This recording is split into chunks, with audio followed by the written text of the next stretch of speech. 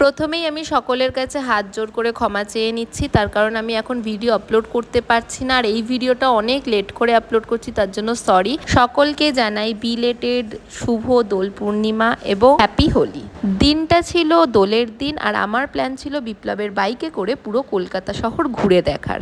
আসলে দোলের দিনকার রাস্তাঘাট পুরো ফাঁকাই থাকে, আর আমি কলকাতা শহর ঘুরতে ভীষণ ভালোবাসি। কারা কারা আমার মতন কলকাতা শহর ঘুরে দেখতে ভালোবাসো তারা নিশ্চয়ই কমেন্টে কিন্তু জানিও। বাড়ি থেকে বেরাতেই দেখা হয়ে গেল সঞ্জয়ের সাথে। সঞ্জয়ের সাথে সম্পর্কটা ঠিক কি আমি ঠিক বলে বোঝাতে পারবো না, কারণ ও আমার স্কুলের সিনিয়র ছিল, অথচ ও আমাকে কিন্তু মাম্মাম বলেই ডাকে। বলতে পারো আমি সার্বজনীন জগৎমাতা, কারণ আমার মা ডাকটাও শুনতে ভালোবাসি, আর আমাকে অনেকেই মা বলেই ডাকে, আর আমার ভালোই লাগে।